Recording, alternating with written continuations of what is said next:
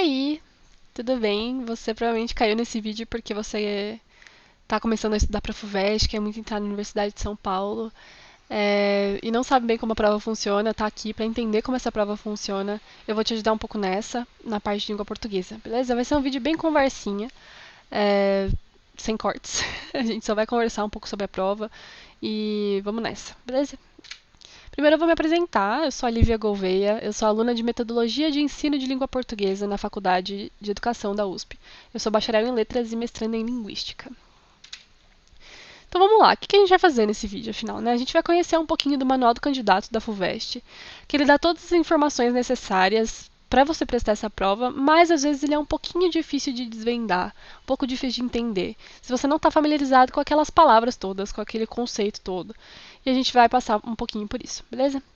A gente vai olhar a programação de português da prova, entender o que todo aquele conteúdo exige de você, né? O que eu tenho que saber para responder as questões de língua portuguesa da FUVEST. E ver como isso se aplica em cada questão e resolver algumas questões juntos, ok?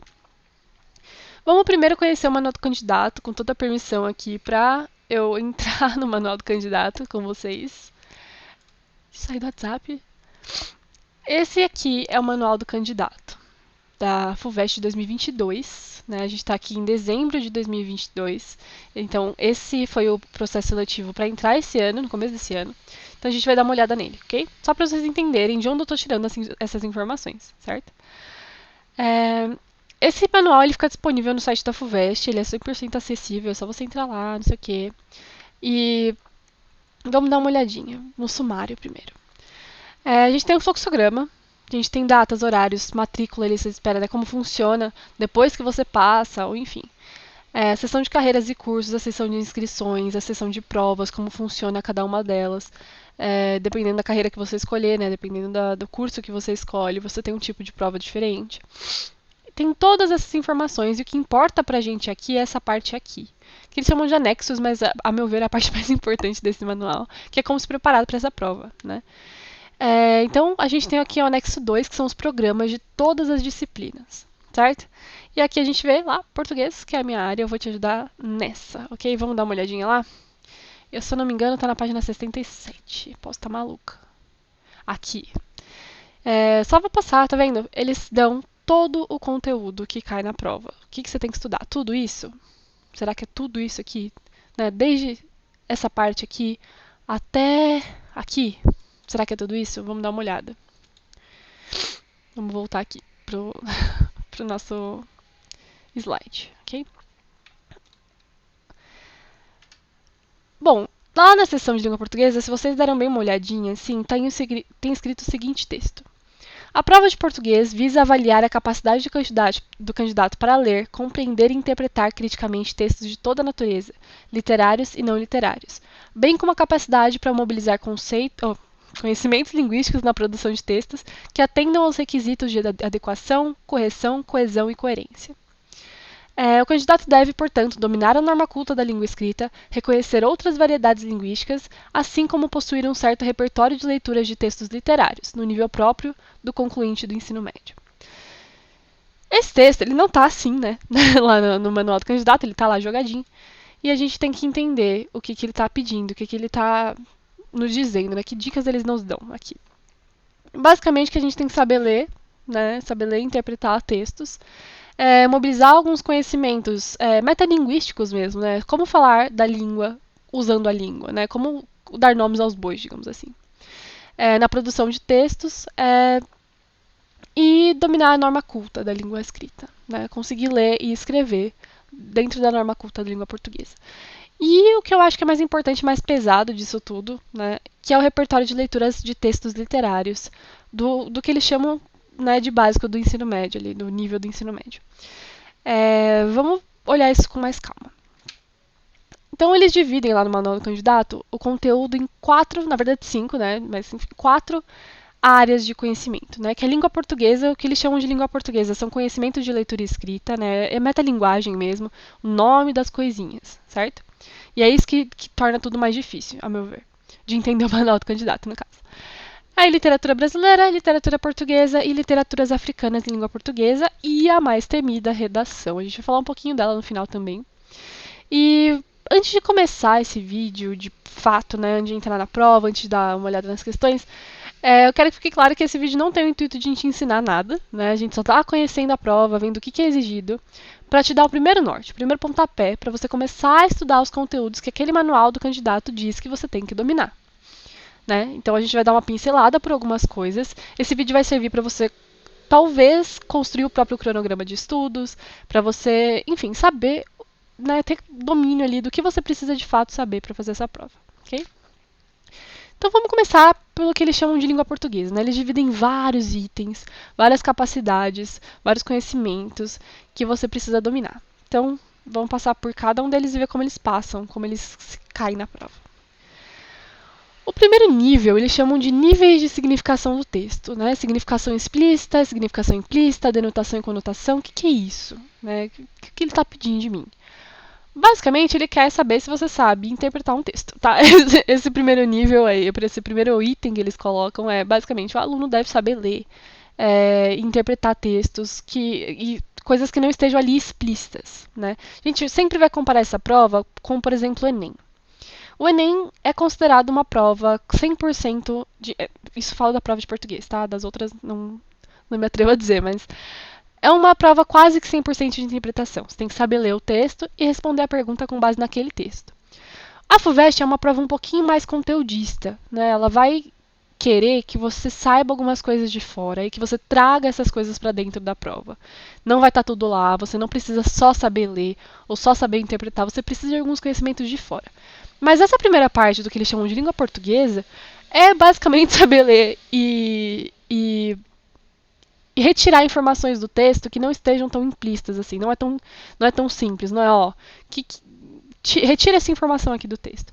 Não, ele quer ver se você entendeu o que aquele texto quer dizer. E a gente já vai começar com um exemplo que vai parecer muito difícil, assim. Mas a gente vai entender qual é que é, né? O que é, afinal, entender a significação explícita e implícita de um texto, denotação e conotação. Né? Que é isso? Diferentemente do Enem, a FUVEST é um pouquinho mais exigente no nível dos textos. Então a gente tem aqui, a gente vai olhar quase toda a prova de 2022, quando as questões não forem de 2022, eu coloco uma sinalização, né, mas quase todas as questões são de 2022. E eles colocam bem de cara assim um texto do Alfredo Bozzi. Para quem não conhece, o Alfredo Bozzi é um teórico e crítico literário muito importante da Universidade de São Paulo, inclusive. Ele estudou basicamente literatura brasileira a vida inteira. E ele é muito, muito, muito importante mesmo. E pra quê? Né? Porque essa prova ela tá exigindo de você conhecimento de teoria e crítica literária? Vamos dar uma olhada. Vamos ler junto essa questão 27.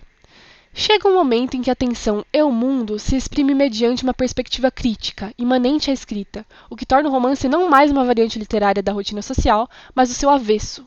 Logo, o oposto do discurso ideológico do homem médio. O romancista imitaria a vida, sim, mas qual vida? Aquela cujo sentido dramático escapa a homens e mulheres entorpecidos ou automatizados por seus hábitos cotidianos. A vida como objeto de busca e construção, e não a vida como encadeamento de tempos vazios e inertes. Caso essa pobre vida-morte deva ser tematizada, ela aparecerá como tal, degradada, sem a aura positiva com que as palavras realismo e realidade são usadas nos discursos que fazem a apologia conformista da vida como ela é. A escrita da resistência, a narrativa atravessada pela tensão crítica mostra, sem retórica nem alarde ideológico, que essa vida como ela é quase sempre o rameirão de um mecanismo alienante. É precisamente o contrário da vida plena e digna de ser vivida. É nesse sentido que se pode dizer que a narrativa descobre a vida verdadeira, e que esta abraça e transcende a vida real. A literatura, com ser ficção, resiste à mentira. É nesse horizonte que o espaço da literatura, considerado em geral como o lugar da fantasia, pode ser o lugar da verdade mais exigente. Ah, puta merda, né? Que texto horroroso é esse? Que nunca vi isso na minha vida. Nunca li crítica literária na minha vida. Eu devia ter visto isso no ensino médio. Sabe? Que maluquice é essa? Te digo que não, tá? Pode ficar tranquilo quanto a isso. Eu vou dar umas mexidinhas aqui e vai ficar aparecendo, tá? Enfim. Te digo que não. Não é pra você ter domínio de crítica literária. Não é pra você ter domínio de todos esses termos. O que é um rameirão, sabe? Não importa. que importa aqui é o que essa questão te pede. Esse é o tipo de questão, por isso que eu coloquei ela no nível de significação do texto. É o tipo de questão mais inesperada da FUVEST, né? Você estuda lá o ano inteiro, conteúdos super específicos, assim, você decora informações, você, enfim, lê um monte de coisas, e aí chega na FUVEST e tem um texto desse, você se depara com isso e fala, meu Deus, eu nunca li isso na vida. Não precisa se desesperar, porque geralmente esse tipo de texto vai pedir que você só interprete alguma coisa do texto, certo? E geralmente não é difícil. Vamos lá ver essa questão, então. O conceito de resistência, impresso pela atenção do indivíduo perante o mundo, adquire perspectiva crítica na escrita do romance quando o autor A. Rompe a superfície enganosa da realidade. B. Forja um realismo rente à vida mesquinha. C. É neutro ao figurar a vacuidade do presente. D. Conserva o discurso positivo da ordem. Ou E. Consegue sobrepor a fantasia à verdade. Meu Deus também, né? Olha a questão, fala, meu Deus, eu não sei, tudo parece igual, né? Então, aqui a gente não vai super entrar nessa questão, né? Super discutir ela. A questão é, o que eu quero que você saiba, que saia dessa questão sabendo, né? De ter conhecimento sobre essa questão. É um esforço de leitura, tá certo? Aqui é um esforço de leitura. Então, se a gente for olhar a fundo, né, taranã, a gente vai ver que a resposta é rompe a superfície enganosa da realidade. A gente não vai entrar, a gente não vai discutir isso. Seria bom se você tivesse tentado fazer antes, né? Mas o que eu quero que você saiba é basicamente isso, né? Você não precisava ter contato com crítica literária antes dessa prova. Quando aparece uma questão dessa,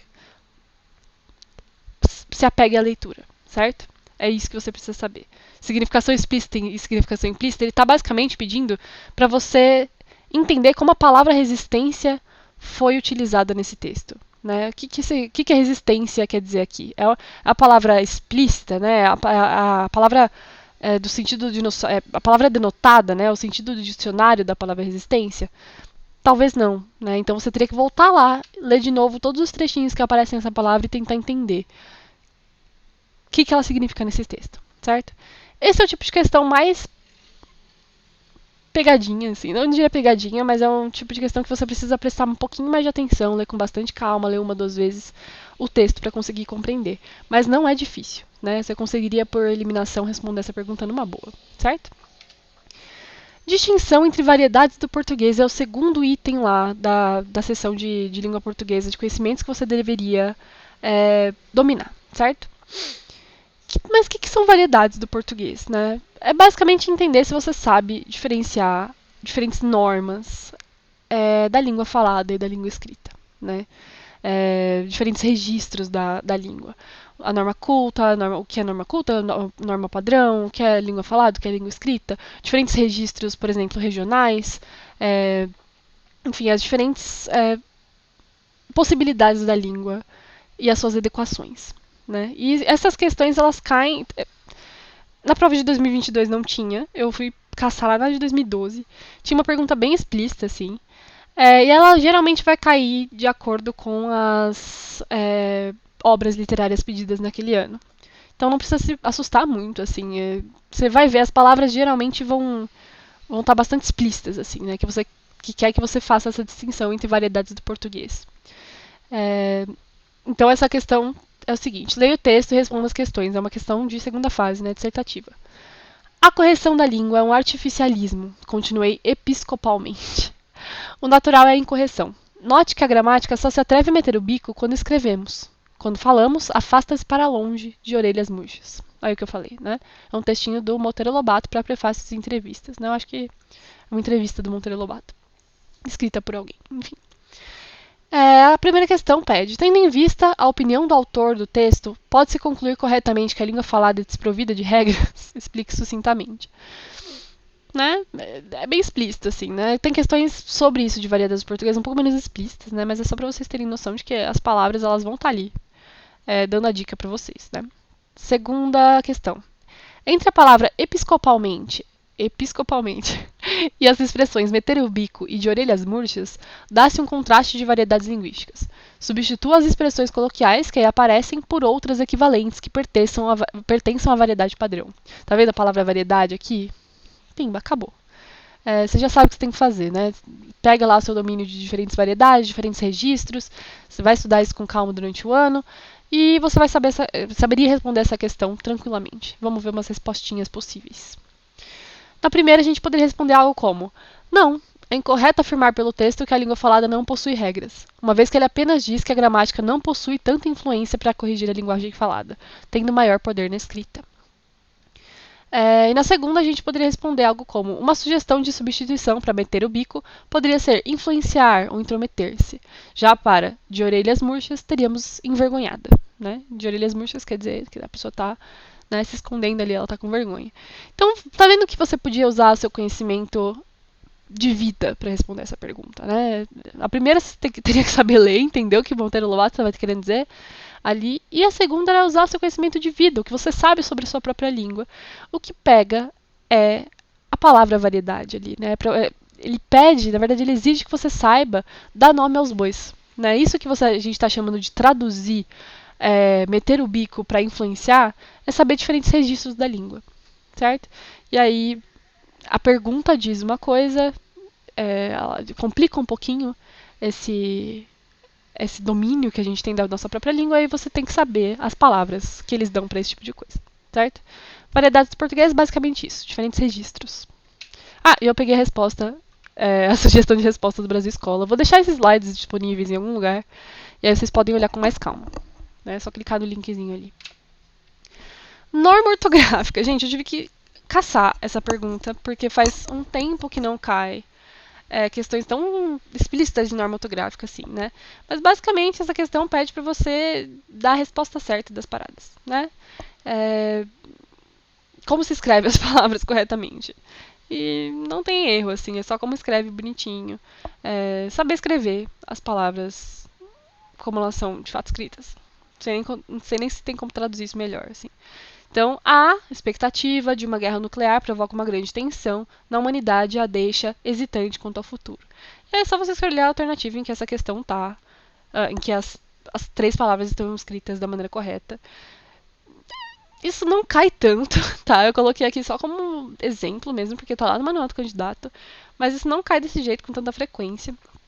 E faz um tempo que não cai. Eu não lembro de quando é essa FUVEST, mas faz um tempão que não cai questões desse tipo, tá? E a resposta C, né? Expectativa com X, tensão com S e hesitante com H e S. Agora que pega, né? Morfossintaxe das classes de palavras. Essa se você olhar no manual do candidato, vai estar um monte de subitens dessa lista, assim. Dessa categoria, na verdade. Morfossintaxe das classes de palavras é basicamente você saber como se comportam as palavras, como se, por exemplo, conjuga verbo corretamente. Se você sabe dar nomes, se você sabe diferenciar advérbios de adjetivos, por exemplo, se você sabe a função de diferentes classes de palavras, se você sabe manipular essas classes de palavras, substituindo uma palavra por outra, por um pronome. Então, é basicamente esse domínio meio metalinguístico, né? Quando eu falo metalinguístico, você sabe dar nome, o nome da gramática para esse tipo de palavra aqui? Você sabe como esse tipo de palavra se comporta? Qual a função dela numa frase, num texto? Né? Então, tem vários subitens. Eu coloquei aqui 2 exemplos de como essas questões podem cair. Tinha uma questão dessa na FUVEST de 2022, que é muito interessante. Vamos lá. Eu esqueci de colocar o número dessa. Não, questão 26. Tá certo. A taxação de livros tem um efeito cascata que acaba custando caro não apenas ao leitor, como também ao mercado editorial, que há anos não anda bem das pernas. Em última instância, ao desenvolvimento econômico do país. A gente explica. Taxar um produto significa quase sempre um aumento no valor do produto final. Isso porque ao menos uma parte desse imposto será repassada ao consumidor, especialmente se considerarmos que as editoras e livrarias enfrentam há anos uma crise que agora está intensificada pela pandemia e não poderiam retirar o valor desse imposto do seu já apertado lucro. Livros mais caros também resultam em queda de vendas, que por sua vez enfraquece ainda mais as editoras e as impede de investir em novas publicações, especialmente aquelas de menor apelo comercial, mas igualmente importantes para a pluralidade de ideias. Já deu para perceber a confusão, não é? Mas além disso, qual seria o custo de uma sociedade com menos leitores e menos livros? A gente ia ver de cara ali, esse texto ele vale para umas 3 questões seguidas, assim. Se você olhar lá a prova de 2022, tem umas 3 questões que usam esse textinho, então é uma economia de leitura bastante positiva nesse sentido, né? Você responde 3 questões com a leitura de um texto. Mas a gente vê de cara que tem 3. Tá faltando coisa aí sublinhada, mas a gente vê que tem as palavras que sublinhadas, na verdade, em negrito, né? Então, a questão 26 é: no texto, os pronomes em negrito referem-se respectivamente a. Aí você teria que ver o que esse pronome que, o que ele está pedindo nessa questão, né? Basicamente que você saiba recuperar o sentido de que na frase, né? O que a palavrinha que é no mundo das palavras e como elas se comportam num texto. Né? O que elas fazem num texto? Elas recuperam o sentido? O que elas estão fazendo aí? Né? E nesse texto elas estão recuperando alguma coisa que foi dita antes. Né? É uma coisa de que também. A gente tá. Eu fiz um esforço de separar as questões por exigência, né, de conhecimento, mas as coisas são bem trincadas, elas são bem misturadas ali, né? Não dá para separar tão perfeitamente. Então essa questão ela tá pedindo morfossintaxe de classe de palavras, mas também tá pedindo uma coisa de coesão ali, referencial, né? Do que se trata essa palavra, por que ela tá ali, né? Basicamente isso. Então, a resposta dessa questão seria efeito cascata, mercado editorial, crise, queda de vendas. Então seria só você olhar lá. Taxação de livros tem um efeito cascata que é o quê? Que acaba custando caro. O que custa caro? É o efeito cascata, certo? Então, e assim vai. É só você recuperar essa palavrinha. Tem questões bem parecidas com essa, de pronomes, né? Toda a FUVEST, praticamente. E eu usei essa de exemplo de 2022. Tem uma outra que pede para você saber o significado, né? Qual a noção de algumas conjunções, de uma locução conjuntiva e de um advérbio. Primeiro, é importante eu saber o que é uma locução conjuntiva para responder essa pergunta? É importante eu saber o que significa um advérbio? Às vezes você consegue responder essa questão só lendo o texto, mas às vezes economiza um tempinho você saber o que é uma locução conjuntiva em conceito, o que é um advérbio em conceito, porque, enfim, isso facilita um pouquinho na hora de interpretar a questão, né? Vamos ler o texto. A escrita faz de tal modo parte de nossa civilização que poderia servir de definição dela própria. A história da humanidade se divide em 2 imensas eras, antes e a partir da escrita. Talvez venha o dia de uma terceira era, depois da escrita. Vivemos os séculos da civilização escrita. Todas as nossas sociedades baseiam-se no escrito. A lei escrita substitui a lei oral. O contrato escrito substitui a convenção verbal. A religião escrita se seguiu à tradição lendária. E, sobretudo, não existe história que não se funde sobre textos. É um textinho bem simples, né? Repete a palavra escrita várias vezes. Então você fica até meio cansado de ler assim. Porque justamente o foco é saber o significado ali, na verdade, o que está acontecendo ali, que essas palavrinhas e expressões estão querendo fazer nesse texto. Então, a locução conjuntiva de tal modo que e o advérbio sobretudo, respectivamente, expressam noção de. Você saberia responder, talvez, essa pergunta, né? Recupero o que eu disse. Sem saber o que é uma locução conjuntiva, o que é um advérbio. Mas, como eu disse, facilita um pouquinho, né? Você ter noção do que significam essas palavras, essa metalinguagem aí sobre essas expressões. Então, a gente conseguiria responder que a primeira, de tal modo que tem a noção de consequência e, sobretudo, tem a noção de realce, né? Sobretudo. Enfim. E aí, se você soubesse que um advérbio, ele modifica o verbo e... Enfim, entende esse movimento, né? De você entender o que aquela palavra significa e isso te ajudar a responder? Né, é um pouquinho mais conteudista que o Enem, por exemplo. O Enem talvez não te pedisse algo com essa metalinguagem tão precisa, né? 5. Quinto item lá de língua portuguesa é processos de organização da frase. Né? Que é isso? Vou te dizer que esse item aparece muitas vezes na FUVEST pedindo para você basicamente recuperar o sentido de um parágrafo, de um período de uma oração, mudando a ordem dela, né? Mudando a ordem dessa oração, dessas palavras. Como eu digo a mesma coisa? Né? Por que é para você ter noção de como se organizam uma mesma frase de jeitos diferentes, recuperando e mantendo o sentido daquilo. Aparece muitas vezes esse tipo de questão na FUVEST, muitas e muitas vezes mesmo. Então, vamos ler o texto a seguir e a gente vê como isso se comporta. No modelo hegemônico, quase todo o treinamento é reservado para o desenvolvimento muscular, sobrando muito pouco tempo para a mobilidade, a flexibilidade, o treino restaurativo, o relaxamento e o treinamento cardiovascular. Na teoria, seria algo em torno de 70% para o fortalecimento, 20% para o cardio e 10% para a flexibilidade e outros. Na prática, muitos alunos direcionam 100% do tempo para o fortalecimento. Como a prática cardiovascular é infinitamente mais significativa e determinante para a nossa saúde orgânica como um todo, podendo ser considerada o coração de um treinamento consciente e saudável, essa ordem deveria ser revista. Então, um textinho falando sobre como as pessoas. O nome do texto é Fitness não é saúde, né? Então, basicamente uma crítica ao modo de vida fitness, falando que talvez isso não signifique saúde exatamente, né? E a pergunta é a seguinte: sem alteração de sentido, o segundo parágrafo do texto poderia ser reescrito da seguinte maneira. Aí tem várias opções, né? Eu não vou ler todas. Mas é basicamente o que ele está pedindo ali então? Para você reorganizar essa frase sem alterar o sentido dela. Né? Que tipo de recursos você usa, que tipo de palavras você poderia usar. Se você fosse escrever essa questão dissertativa, né? Como você reorganizaria essa frase? Você poderia fazer de vários jeitos, mas aqui tem umas alternativas impossíveis que é muito simples de responder, na verdade, essa questão, né? Porque de A a D não vai fazer sentido. E vai fazer sentido, né? No caso, essa é a resposta certa.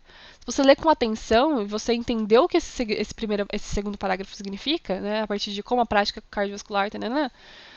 Você vai ver que 4 alternativas não fazem sentido e uma faz, né? De acordo com. Então, o que eu preciso saber para responder esse tipo de questão de processo de organização da frase? Bom, basicamente saber escrever uma frase sem zoar o sentido dela, basicamente. Tá? Parecem muitas questões desse tipo. 6. Citação de discursos direto, indireto e. Indireto e livre. Isso.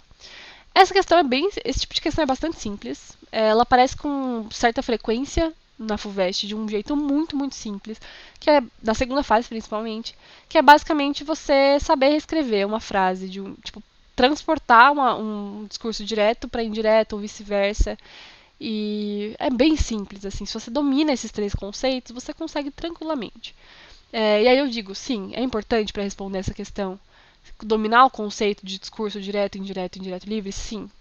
Mas é um conceito muito simples, que você, uma vez que você aprende, você nunca mais esquece, sabe? E é bom apostar nesse tipo de conhecimento, porque cai de diferentes maneiras. E às vezes é um tanto de, tipo, nessa segunda fase, é um tanto de ponto que você garante, sabendo responder uma pergunta super simples, né? Então, é de 2018 essa questão da segunda fase. Examine a transcrição do depoimento de Eduardo Koji, líder indígena de Tadarimana, Mato Grosso. Nós vivemos aqui que nem gado. Tem a cerca e nós não podemos sair dessa cerca. Tem que viver só do que tem dentro da cerca. Nós vivemos que nem boi no curral. Então, o depoimento que ele dá sobre a vida nessa aldeia, né? Como que é a vida ali daquele povo. E é um pequeno depoimento. E aí você lê a questão, eu só coloquei a B, que era sobre isso, né? Que é reescreva em um único período os trechos nós vivemos aqui que nem gado e nós não podemos sair dessa cerca, empregando o discurso indireto. Comece o período conforme indicado na página de respostas. Então, se você domina esses conceitos, você sabe que essa transcrição aqui, ele falou exatamente, examine a transcrição do depoimento do fulano. É uma transcrição. Então, é um discurso direto. A gente está escrevendo exatamente o que a pessoa falou, como ela falou. Né? A gente não está falando o que ela falou. A gente está colocando o que ela falou exatamente, direto. E aí a gente só precisa passar isso como se a gente estivesse contando para alguém que a gente leu esse texto, por exemplo. Então, uma resposta possível seria: o líder indígena disse que eles viviam ali como gado e não podiam sair ou ir além daquela cerca. E a resposta estava quase na cara ali, porque a própria FUVEST colocou: o líder indígena disse que. Era, né? Eu falei tanto de saber dominar os conceitos, não sei o quê, mas às vezes se você não dominasse o conceito de discurso direto, indireto, direto, livre, você conseguiria responder essa questão porque basicamente ele dava o comecinho da resposta. Era só você adaptar aqueles 2 trechos, como se você estivesse falando que o líder indígena fulano disse alguma coisa. Então talvez nem precisasse dominar esses conceitos, percebe? Tem questões bastante simples na FUVEST, principalmente na segunda fase. 7. Organização do texto. Esse tipo de questão é bastante interessante, porque ele quer saber se você sabe como um texto se organiza. Parece idiota falar assim, né? Mas como as ideias se juntam, como que as ideias se concatenam, como que esse autor organizou as frases, as ideias mesmo, para que eu compreendesse o que ele está querendo dizer, né? E aí tem dois níveis, tem três níveis, né? De descrição, narração e discussão, né? Argumentação. Como que essas coisas são organizadas no texto. Então, nesse caso aqui, vamos ler o texto e a gente vê como que isso se dá. A taxação de livros tem um efeito cascata que acaba custando caro não apenas ao leitor, como também ao mercado editorial, que há anos não anda bem das pernas, e, em última instância, ao desenvolvimento econômico do país. A gente explica. Taxar um produto significa quase sempre um aumento no valor do produto final.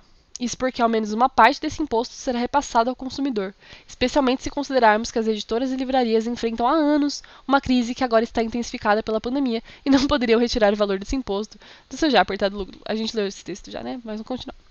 Livros mais caros também resultam em queda de vendas, que por sua vez enfraquecem ainda mais editoras, as impedem de investir em novas publicações, especialmente aquelas de menor apelo comercial, mas igualmente importantes para a pluralidade de ideias. Já deu para perceber a confusão, né? Mas além disso, qual seria o custo de uma sociedade com menos leituras e menos livros? Por que eu li tudo isso de novo? Porque a gente está prestando atenção em outra coisa aqui, né? A gente, tá vendo? Eu tirei os negritos ali, na prova continua, mas a gente está prestando atenção em outra coisa. De acordo com o texto, os eventos sequenciais aos quais alude a expressão efeito cascata são. Então vocês percebem que o texto começa com a indicação de que existe um efeito cascata, né? Aqui você nem precisaria saber o que significa efeito cascata, apesar de todo mundo saber, né? A gente usa essa expressão bastante comumente, assim, na fala e na escrita. Efeito cascata é quando acontece, tem uma coisa motivadora e gera uma série de consequências, né? E aqui, você nem precisaria disso, porque é de acordo com o texto os eventos sequenciais. Então o texto já te dá isso. Se você não souber o que significa efeito cascata, você já saberia, você entenderia de uma vez no texto se você lesse com atenção, né? Então, o efeito cascata gera uma série de acontecimentos ali com um motivador sendo a taxação de livros. Então, a resposta seria a D ali, né? O efeito cascata é só você olhar a ordem das coisas, só você entender a lógica dos acontecimentos, você saberia responder essa pergunta numa boa. Né? Aumento do valor do produto final, contração nas vendas, esgotamento das editoras, e falta de investimento em novas publicações. Então é o efeito cascata que vai se retroalimentando, né? Então é só você ler o texto com atenção, você saberia responder esse texto. Então você percebe que até aqui a gente fala muito que o Enem é uma prova, a FUVEST é uma prova conteudista, mas muito a gente consegue desvendar no próprio texto também. Só é uma questão de dominar um pouquinho a metalinguagem e saber como essa prova funciona, certo? 8. Estratégia de articulação do texto. Aí ele tá querendo te perguntar, basicamente, como um texto, como as coisas se conectam num texto, né? Como que você recupera ideias, como que você recupera objetos de um texto, como que, assim como a outra de organização da frase, como essas coisas se organizam dentro de um texto, né? Aí ele dá um texto do Machado de Assis aqui, a FUVEST de 2020. E Sofia? Interroga impaciente a leitora. Tal qual órgão. Et Tartuffe? Ai, amiga minha, a resposta é naturalmente a mesma. Também ela comia bem, dormia largo e fofo. Coisas que, aliás, não impedem que uma pessoa ame, quando quer amar. Se esta última reflexão é o motivo secreto da vossa pergunta, deixai que vos diga que sois muito indiscreta, e que não me quero senão com dissimulados. Repito, comia bem, dormia largo e fofo. Chegara ao fim da comissão das Alagoas, com elogios da imprensa, a Atalaia chamou-lhe o anjo da consolação. E não se pense que esse nome alegrou, pois que a lisonjeasse, ao contrário, resumindo em Sofia toda a ação da caridade, podia mortificar as novas amigas e fazer-lhe perder em um dia o trabalho de longos meses. Assim se explica o artigo que a mesma Folha trouxe no número seguinte, nomeando, particularizando e glorificando as outras comissárias, estrelas da primeira grandeza. Aqui eu tenho um adendo. A gente vê, geralmente quando a gente vê um texto de questão no vestibular, a gente olha primeiro, não sei se todo mundo faz isso, mas algumas pessoas fazem, eu fazia, que era olhar quem escreveu primeiro. Que eu queria saber se aquela questão era de literatura ou se eu tinha que ler o texto e interpretar e responder a pergunta. Então, às vezes eu queria muito, para economizar tempo, pular essa questão direto para a pergunta e mobilizar conhecimentos que eu tinha sobre Machado de Assis, por exemplo, para responder essa pergunta. E às vezes não funciona assim. Então, a minha dica é sempre ler com calma. Porque esse texto serve sim para mais de uma pergunta, mas a pergunta que vem a seguir exige que você tenha lido e entenda o contexto. Vamos dar uma olhada. Considerando o contexto, o trecho "e não se pense que este nome a alegrou, posto que a lisonjeasse", pode ser reescrito, sem prejuízo de sentido, da seguinte maneira: "E não se pense que este nome a alegrou. A. Tanto quanto a lisonjeava. B. Apesar de lisonjeá-la. C. Porque a lisonjeava. D. A fim de lisonjeá-la. E E. Antes a lisonjeou." A gente sabe que Quincas Borba ainda era e ainda é um texto da literatura obrigatória da FUVEST, né? Adianta saber alguma coisa sobre Machado de Assis, sobre realismo, sobre, né, essas coisas conteudistas, assim, para responder essa pergunta? Definitivamente não. Então a minha dica é sempre ler com calma. Você tem tempo, a prova é feita para dar tempo. Então tente não pular as coisas, porque senão vai dar um retrabalho. Você vai chegar na pergunta e vai ver que você precisa ler. Então gera uma frustração ruim. Então sempre leia com calma, certo? Tenta não pular as coisas, não precisa, dá tempo, certo? Então se a gente tivesse lido, a gente saberia. Se a gente lesse só a pergunta, a gente não ia fazer ideia do que responder, certo? Mas a gente leu o texto, então a gente sabe o que responder. Que é, deram um apelido pra menina, mas ela não curtiu. Porque ainda que a lisonjeasse, apesar de lisonjear, né, ter esse sentido de lisonjear, ela se sentia diferente sobre aquilo. Então apesar de lisonjeá-la, certo? Aquele texto, ele podia ser de qualquer outra coisa, ele podia não ser Quincas Borba, podia ser um relato da minha mãe. É só aproveitamento, né, do texto que os alunos deveriam ler para fazer essa prova, certo? 9, estamos acabando essa parte, prometo. Recursos expressivos. Recursos expressivos, o que é isso, né? É basicamente como que a gente pode usar a linguagem para produzir sentido num texto. Ou da fala também. Então, ritmos, palavras, sons e às vezes figuras de linguagem ou jeitos de expressar as coisas. Então, aqui a gente também precisa de um pouquinho de metalinguagem, certo? Mas é bem pouquinho, eu prometo. Vamos lá. Leia e responda, questão 21, também da FUVEST 2022.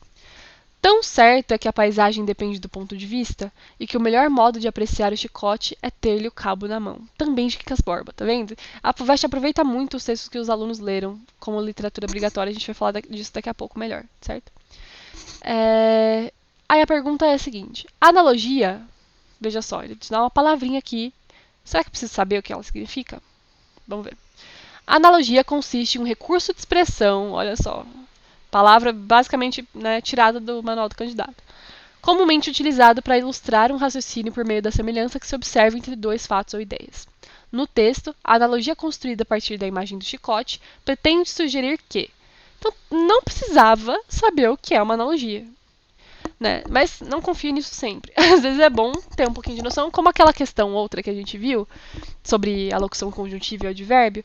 Você não precisava saber o que era exatamente, porque se você lesse, você, né, com atenção, você conseguia responder. Mas saber o que isso significa te ajuda a responder isso mais rápido, certo? Você não precisa ficar batendo cabeça. Você sabe que é uma analogia, você já sabe que você tem que procurar naquele texto, né? Que tipo de sentido você tem que procurar naquele texto. Por que isso é um recurso de expressão? Bom, porque a analogia, ela te ajuda a explicar alguma coisa, né? Ela te ajuda a dar uma ideia. A gente está querendo explicar alguma coisa para alguém e essa pessoa não tem esse domínio sobre isso que a gente está falando, a gente usa um outro domínio que ela tenha compreensão para explicar aquilo que ela não entende. Então, por exemplo, eu quero explicar política para um adolescente de 12 anos que gosta de jogar. Quero explicar alguma coisa de política ali. Eu posso fazer analogias dessa política com o jogo que ele joga, né? LOL lá, sei lá, qualquer coisa do tipo, entendeu? Então, como eu sei disso, eu sei o que eu preciso procurar. Eu sei o que entende? Esse jogo de cintura um pouco. Então, o que quer dizer aqui? Bom, o prazer verdadeiro se experimenta no lado dos dominantes, né? Vamos ler de novo. Tão certo é que a paisagem depende do ponto de vista e que o melhor modo de apreciar o chicote é ter-lhe o cabo na mão. Né? Então é uma analogia. Ele não está falando literalmente de um chicote. Então isso também cai lá naquele primeiro item, né, de sentidos denotativos e conotativos. Então tá vendo como as coisas são embaralhadas, elas não são tão bem separadinhas assim, mas a gente consegue ver e identificar o que essa questão está pedindo pela palavrinha aqui, recurso de expressão, por exemplo, certo? Por fim, já acabou essa parte, intertextualidade. Lá no manual do candidato, ele diz assim, espera-se que o aluno entenda, tenha um repertório de leituras de literatura brasileira e repertório de leituras no geral, e ele saiba relacionar as coisas por contexto histórico, por movimentos literários, enfim, saiba relacionar as coisas que você lê, certo? Aqui a gente junta dois coelhos numa cajadada só. Porque cai nessa questão se fala sobre as obras obrigatórias da FUVEST, né? Então, vamos ler. Por narrativas paralelas, entende-se um procedimento literário segundo o qual dois ou mais fios narrativos pertencentes a níveis distintos de realidade se desenrolam intercaladamente, formando um todo. Considerando-se a sua estrutura, as duas narrativas que podem ser identificadas com base nessa definição são: essa pergunta ela não tem texto, né? Vocês percebem que ela é a primeira que não tem texto, e ela não é de interpretação, você teria que tirar esse conhecimento de fora. Mas perceba que a FUVEST é bastante justa com isso, porque ela te pediu a leitura de todas essas obras que estão nas alternativas. Então, se você leu elas, ou se pelo menos você viu um resuminho, que seja, você sabe que ter narrativas paralelas é uma característica importante desses textos aqui, dessas obras aqui, Nove Noites e Terra Sonâmbula, certo? Então, também não precisa ficar assustado com esse item de intertextualidade, porque a FUVEST vai ser justa, sabe? Se ela não te der duas referências que ela já pediu para você ter, ela pelo menos vai usar uma que ela prevê que você tenha com base no próprio edital, e uma outra que ela vai te dar no texto. Isso acontece com bastante frequência também. Então é só você relacionar as coisas que você já leu, então confia no que você leu. Eu sei que às vezes não dá para ler todas as obras, a gente vai falar das obras obrigatórias daqui a pouco, mas tente guardar informações bem importantes. Esse não é um detalhe sobre esses textos, tá? Ele é uma coisa bastante importante que pauta essas obras é ser constituído de narrativas paralelas. Por narrativas paralelas, eu quero dizer, tem dois narradores, tem dois ou mais, né, narradores, né? Dois narradores conversando ali, contando a mesma história de ângulos diferentes, enfim. Dois narradores que enfim, são coisas importantes, certo? Sobre aquelas obras, não são detalhes. FUVEST não vai ser sacana de pegar um detalhe ínfimo daquela obra e falar: você se lembra disso aqui? E responde essa pergunta, tá? Prometo pra você. Acabou! Vamos lá, literatura brasileira agora. A gente vai dar uma passadinha pelas literaturas exigidas pela FUVEST. A gente vai ver como essa literatura cai. Né? Ela é mais interpretação ou ela é mais conhecimentos que eu devia trazer para essa prova? Aí, lá no manual do candidato, se você ler com atenção novamente, você vai ver que ele coloca por histórias. Eu vou voltar até aqui. Ele coloca por histórias, ó, ele coloca por movimentos literários. Então, o que eu preciso saber de literatura para fazer essa prova? Tanto em literatura brasileira quanto em literatura portuguesa. Não falo da outra, né, de africanas. Basicamente, a história da literatura, né, que é o conteúdo do ensino médio inteiro. Saber a ordem dessas coisas e como elas conversam, né, como esses movimentos foram pautando a história da existência da literatura no Brasil e em Portugal e como essas coisas conversam, e algumas características mais importantes dessa literatura, desses movimentos. Né? Então você vai ver uma lista lá, tem uma lista na FUVEST, no manual do candidato, perdão. Assim, barroco, arcadismo, romantismo, realismo, e assim vai até chegar em tendências contemporâneas, que é obras mais recentes, né? Então vamos ver como que barroco cai, por exemplo. Largo em sentir, em respirar sucinto, peno e calo tão fino e tão atento, que fazendo disfarce do tormento, mostro que não o padeço e sei que o sinto. O mal que fora encubro, ou que desminto, dentro no coração é que sustento, com que para penar é sentimento, para não se entender é labirinto. Ninguém sufoca a voz nos seus retiros. Da tempestade é o estrondo efeito. Lá tem ecos da terra, o mar suspiros. Mas ó do meu sagrado autoconceito, pois não me chegam a vir à boca os tiros dos combates que vão dentro do peito. Gregório de Matos, né? Se você viu as obras obrigatórias de 2022, você vai ver que Poemas Escolhidos de Gregório de Matos está lá como obra obrigatória. Então, novamente, o que eu preciso saber para responder uma pergunta de literatura? Bom, geralmente essas perguntas elas vão recair muito sobre as obras obrigatórias, certo? Se você vê a lista do manual do candidato, parece que você tem que ter um puro domínio, assim, um domínio sublime sobre todos aqueles itens. E, na verdade, não. Aqueles itens eles indicam mais possibilidades do que pode cair do que geralmente tipo, vai cair tudo isso. Né? Não tem tantas questões assim na FUVEST. Então, o que a FUVEST vai fazer é tentar colocar aquelas questões de literatura, aquelas questões de história da literatura, de movimentos literários, dentro das obras que ele já pediu. Então, não precisa ter um grande domínio sobre muitas obras diferentes, lembrar tudo aquilo para a prova. Realmente não precisa. Né? Você pode confiar no que você leu, de fato, ou que você pelo menos viu um resuminho lá, maroto, e vai dar tudo certo, sabe? A gente vê aqui a questão. Vamos ver o que a gente precisa saber para responder essa questão. No soneto, o eu lírico. Expressa um conflito que confirma a imagem pública do poeta, conhecido pelo epíteto de Boca do Inferno. Aí você vê. Você precisaria saber quem é o Gregório de Matos. Quem foi, né? O Gregório de Matos. Que contexto ele escreveu. Quais são as características da obra dele. Por que ele era chamado de Boca do Inferno? Ele é realmente chamado de Boca do Inferno ou a FUVEST está inventando isso aqui? Você precisaria saber para pelo menos ou eliminar ou confirmar essa alternativa. B. Opta por sufocar a própria voz como estratégia apaziguadora de suas perturbações de foro íntimo. Explora a censura que o autor sofreu em sua época ao ser impedido de dar expressão aos sentimentos. Então, de novo, você deveria saber do contexto lá do Gregório de Matos. Estabelece nos tercetos um contraponto semântico entre as metáforas da natureza da guerra. Aí é só você ler, né? De novo. Revela-se como um ser atormentado, ao mesmo tempo que omite a natureza do seu sofrimento. Como que eu respondo isso? Né? Geralmente a gente vai por eliminação nesse tipo de pergunta. Ver o que é impossível, o que não é, o que dá para interpretar dali, o que não dá, tudo mais. Não vou entrar em muitos detalhes para como responder essa questão, mas a resposta certa é aí. Né? Revela-se como um ser atormentado, ao mesmo tempo que omite a natureza do seu sofrimento. A gente poderia pensar que é a B, né? Opta por sufocar a própria voz como estratégia apaziguadora de suas perturbações de foro íntimo.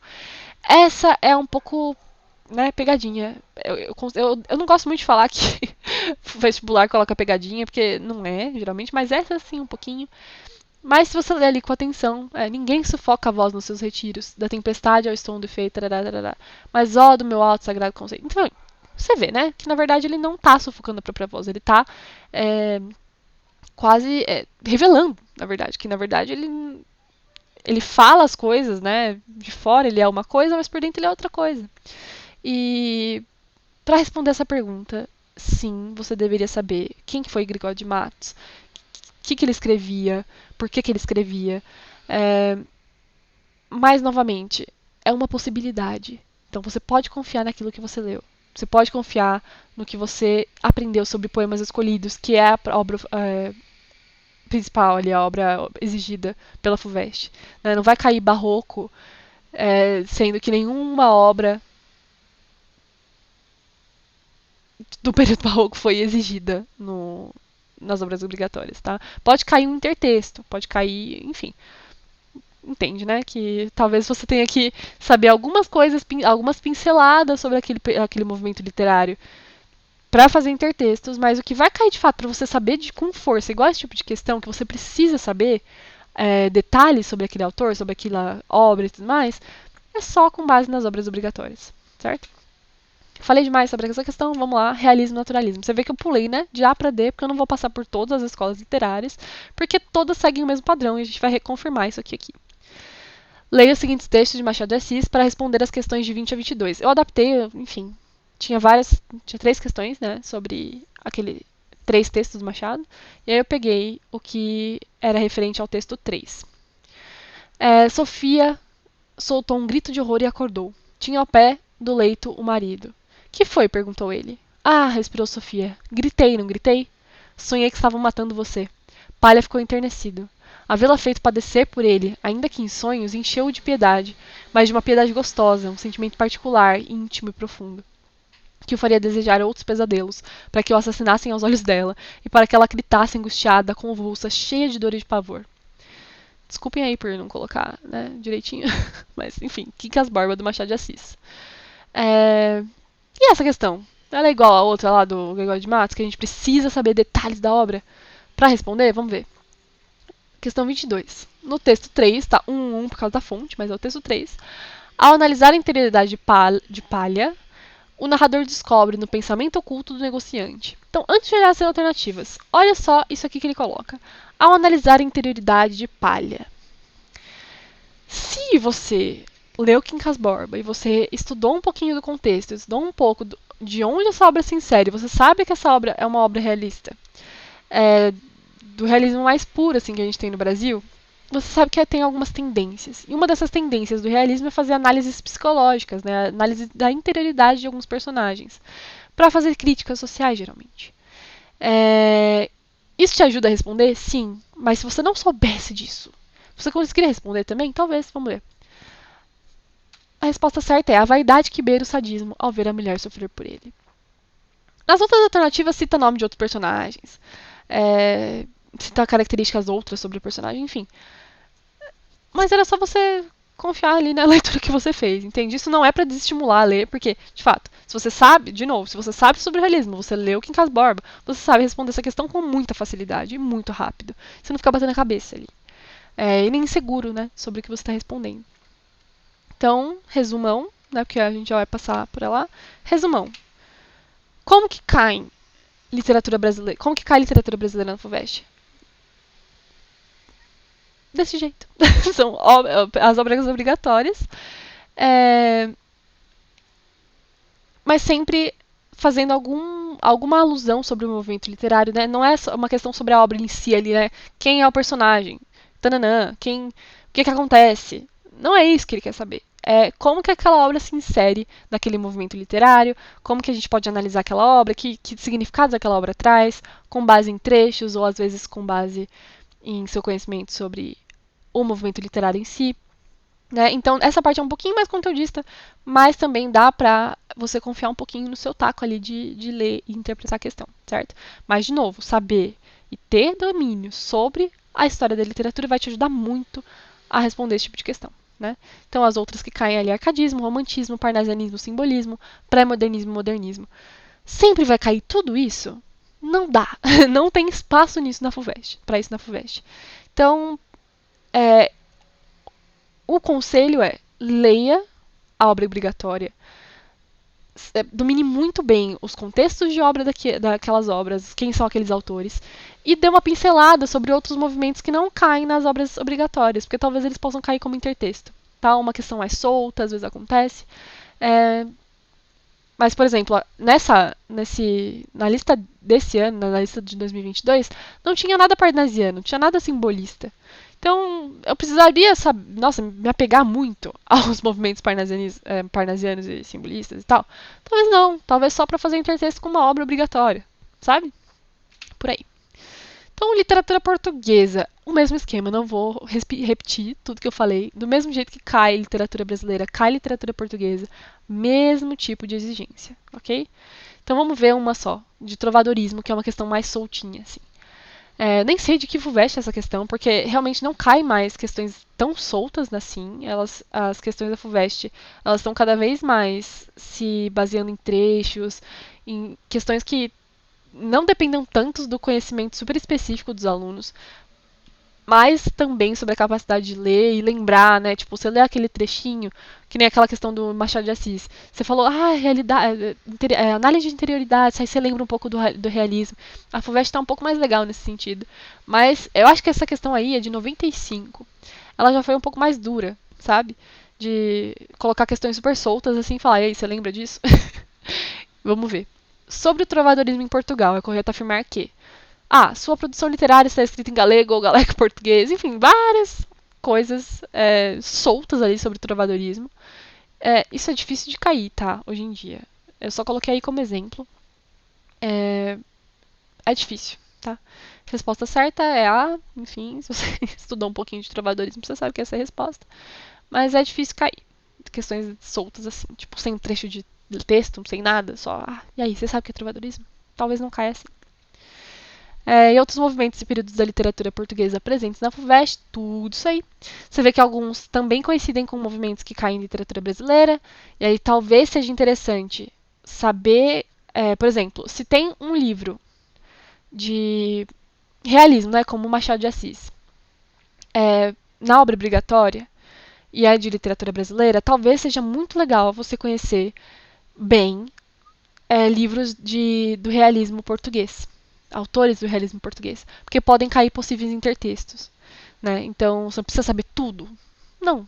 Tem uma breve noção, tendo bastante domínio do realismo brasileiro que se realiza ali no Machado de Assis, e ter alguma noção do oposto ali, do oposto não, né? Da contraparte portuguesa. E literaturas africanas em língua portuguesa? Que é isso, né? Basicamente, eu coloquei ali até a bandeirinha da Angola, porque até agora, minto. Geralmente caem livros angolanos, de autores angolanos, mas também tem moçambicanos, né? Que Terra Sonâmbula é um livro moçambicano e tá nas obras obrigatórias desse ano. Mas vamos ver. Eles colocam lá, para além de Terra Sonâmbula, que é um livro moçambicano, eles colocam no manual do candidato A. Pepetela, B. Luanda, do Landino Vieira. Do José Landino Vieira, né? São duas obras angolanas e pede que você tenha um pequeno conhecimento ali sobre isso e tal. Eu peguei a FUVEST 2018.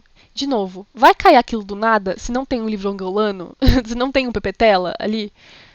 Se não tem um Mayombe? Né? Se não tem o Landino Vieira nas obras obrigatórias? Talvez não. Talvez só caia como forma de intertexto. Né? Se cai Moçambique, né? se cai Terra Sonâmbula ali, talvez seja interessante você conhecer outras literaturas de língua portuguesa, como Mayombe e Luanda, né, como Pepetela e Landino Vieira, para fazer intertextos. Mas as questões mais puras ali da obra só vai cair do que foi exigido das obras obrigatórias, certo? Mas vamos dar uma olhada. Em 2018, Mayombe era uma obra obrigatória da FUVEST, foi o ano que eu prestei, inclusive, e tem essa questão na segunda fase, que é super simples, tá? É por isso que faz confiança nos angolanos. São uns confusionistas.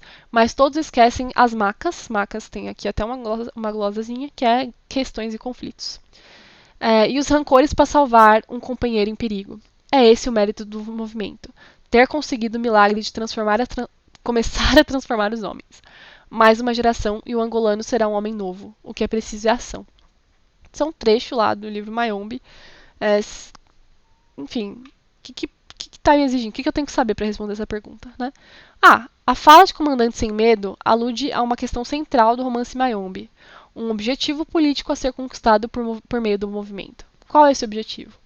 Então, sim, você teria que ter lido a obra, você teria que saber do que a obra, né, em que contexto essa obra se insere, por que ela foi escrita, onde ela foi escrita, por quem ela foi escrita, para responder essa pergunta. É uma pergunta difícil? Não. Se você leu a obra, ou se você não leu, viu um resumo e, enfim, sabe o contexto da obra ali e você domina aquilo, você responde, certo? E B. As macas e os rancores dos angolanos repercutem no modo como o romance é narrado? Explique. Então, de novo, você teria que ter lido, certo? Mas é um livro, por exemplo, essa questão cai na FUVEST 2022 em que Mayombe não é uma questão, não é um livro obrigatório? Não vai cair desse jeito, certo? Tá lá no manual do candidato, mas isso não quer dizer que vai cair sempre assim. E aí, possíveis respostas. O objetivo político é a libertação de Angola do colonialismo português, expondo, além disso, a questão étnica como desafio para a unidade nacional. E B. Sim, repercutem, seja pela exposição e defesa das individualidades e das identidades, seja pelo uso da polifonia, que mostra a ideologia de cada personagem em um painel de múltiplas interações sociais e políticas. Tirei essas respostas, essas possíveis respostas, né, porque é uma questão dissertativa, você pode viajar lá e fazer que você fale que tá certo. Mas é do etapa, tem um materialzinho do etapa ali. Então, de novo, você vê as respostas, de fato você devia conhecer a obra, né? Falar ali da polifonia, que é uma coisa importante do livro, porque o livro é narrado por mais de um personagem. O objetivo político é a libertação da Angola, do colonialismo português. Se você lê o livro, você sabe que a guerra e todas as questões e conflitos são por causa disso. Então, nada fora do esperado. Ok? E aí a gente fala de novo das obras obrigatórias. Como que elas aparecem na FUVEST? Essa é a lista de 2022, né? E questões objetivas na primeira fase e questões dissertativas na segunda fase. Conhecimentos gerais sobre as obras, interpretação e intertextos. Exatamente o que eu falei todo esse tempo falando de literatura, né? Como que vai cair as coisas? Né? Vai cair tudo que está lá no manual do candidato? Não, não vai cair tudo aquilo, certo? Pode confiar no que você leu e saiba fazer intertextos, saiba conhecer o movimento em que essas obras se inserem para conseguir puxar referências, para você conseguir lidar com metalinguagens, com características que são que se inserem ali na obra, mas elas têm mais a ver com o entorno do que daquela obra, né? Do contexto histórico ou do movimento literário, né? Tipo, o que esse tipo de narração está fazendo aí nesse momento? Às vezes cai uma questão sobre isso. Então, é bom dominar isso, certo? Aí tem questões mais puronas, assim, igual aquela de Mayombe, na primeira fase. Eu coloquei aqui uma da FUVEST de 2022, muito interessante, sobre mensagem do Fernando Pessoa. De novo, vai cair tudo de literatura portuguesa? Não. Às vezes você tem que saber um pouco da literatura portuguesa para conseguir responder a pergunta sobre aquela obra que foi, de fato, exigida. Se a gente voltar aqui, a gente vê que mensagem está ali na lista, né? Mensagem Fernando Pessoa. Então, a questão 24 pede que a gente leia este texto aí, um poeminha que faz parte da coletânea Mensagem, do Fernando Pessoa, e responda a pergunta. Nuno Álvares Pereira. Que auréola te cerca? A espada que volteando faz que o ar alto perca seu azul negro e brando. Mas que espada é que erguida faz esse halo no céu? A Excalibur, a ungida, que o rei Arthur te deu. Esperança consumada, seu Portugal em ser, ergue a luz da tua espada para a estrada se ver. Pergunta. A primeira parte de mensagem, organizada como um correlativo poético do Brasão das Armas de Portugal, perfila uma série de figuras míticas e históricas que teriam sido responsáveis pela formação nacional portuguesa. A seleção de Nuno Álvares Pereira para ocupar o lugar da coroa. Tarará, tarará, tarará. De novo, precisa saber da obra? Precisa saber da obra. Mas é só você pegar as obras obrigatórias, né? Aí você sabe responder. Sugere pela imagem do halo de luz que a verdadeira nobreza é o espírito. De novo, essa questão aqui, você sabe, é que ela é muito difícil, né? Tipo, faz esse halo no céu. O que é um halo? O que quer dizer, né? Você pode dizer pra mim que não, na verdade, só lendo o poema e entendendo que a pergunta existe, você consegue responder. Mas facilita muito se você sabe o que essa obra toda quer dizer, né? O que é essa função? Essa obra em específico tem uma função muito específica. Então, importante. E a temida redação, prometo que a gente está terminando aqui. Redação. Aqui eu vou fazer um paralelo com o Enem, que é a redação mais famosa de vestibulares, que é aquele modelinho, né? Tem um problema, uma questão social, você tem que entender aquele problema, e você tem que saber como ele se insere na realidade, mas nem sempre, porque às vezes os textos obrigatórios eles te dão tudo, né? Você só precisa saber articular com exemplos reais de coisas que têm acontecido, porque geralmente traz questões que são recentes, e conseguir elaborar uma proposta de intervenção. Aqui na FUVEST a coisa é outra completamente. Também é uma dissertação argumentativa, não foge disso, então isso já facilita um pouco. Né? O gênero ali é o mesmo do Enem, então você está se preparando para as duas provas, vai ser o mesmo gênero. Só que se prepare para uma coisa completamente diferente na FUVEST. Também é de 20 a 30 linhas, né? Mas o que ele vai te pedir é uma boa compreensão e uma análise crítica do tema. E geralmente são temas mais abstratos. Né? Não vai ser, por exemplo, na FUVEST que fala de desafios para a educação de pessoas surdas, por exemplo. Na verdade, o tema que a gente vai ver aqui de 2022 é as diferentes faces do riso. Você que está lá, super acostumado com o Enem, e você está acostumado, ou preparado pelo menos, para responder questões sociais ali, que são facilmente palpáveis na realidade. Você se depara com um tema desse, você só quer chorar, né? Você fala, o que eu faço com isso? Pois eu te digo, não é tão difícil assim, certo? Os textos motivadores, eles vão te dar diferentes visões sobre aquele tema. É um tema super abstrato, né? O que eu quero dizer com abstrato? Ele não é um problema ali super palpável. Às vezes ele é uma coisa mais filosófica, uma coisa mais de você contemplar. É um texto contemplativo. Assim, você vai ter que pensar um pouquinho.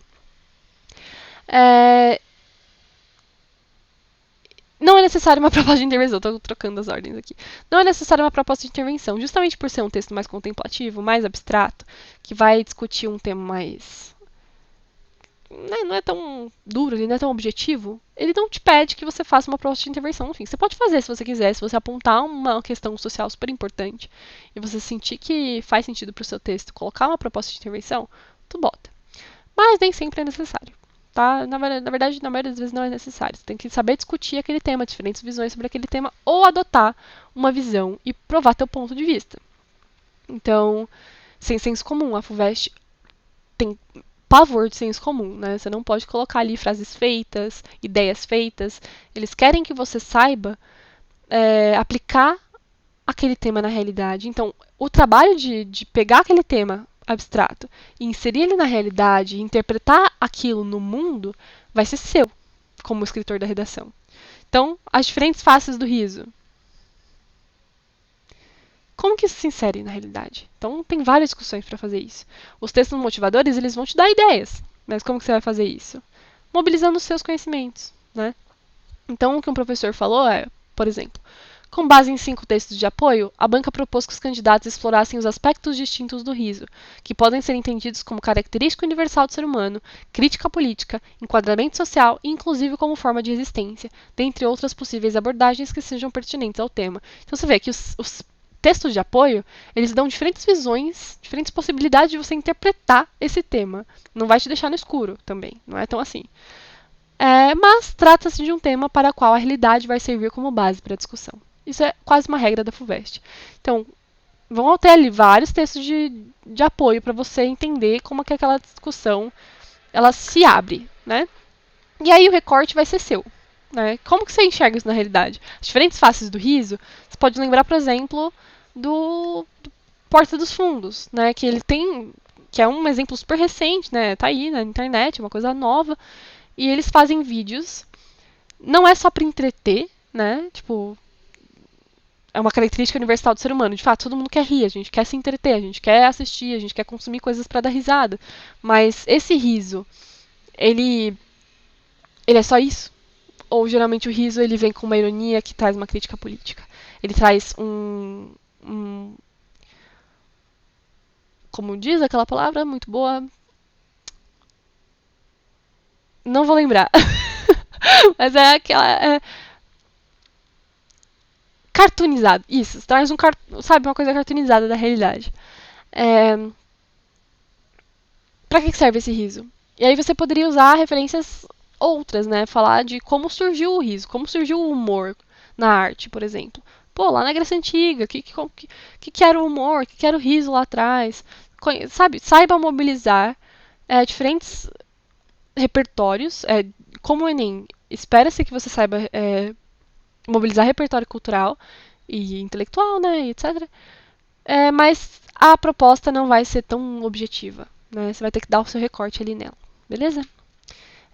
E outra coisa que óbvio que tanto o Enem quanto a FUVEST prezam muito é a organização e coerência nas ideias. Né? Você não pode começar falando de uma coisa e terminar falando de outra. É um texto curto, 20, 30 linhas, escolha um recorte, fique nele e dê teu nome. Beleza? E por fim, acabamos. Olha só, a gente passou por toda a prova. Como estudar tudo isso? Beleza, entendi como essa prova funciona, mas eu entendi também que eu preciso ter domínio de algumas coisas, ter domínio, por exemplo, das obras obrigatórias, dos movimentos literários, de metalinguagem. Como fazer isso? Tem muito material por aí, mas eu fico a indicação aí do site Me Help, que é um cursinho online, gratuito, com todo o material gratuito, elaborado por alunos de metodologia do ensino de língua portuguesa aqui da Universidade de São Paulo. Tem muito material lá sobre as obras obrigatórias, sobre gramática, sobre redação, tem muito material. Então, sinta-se à vontade para explorar.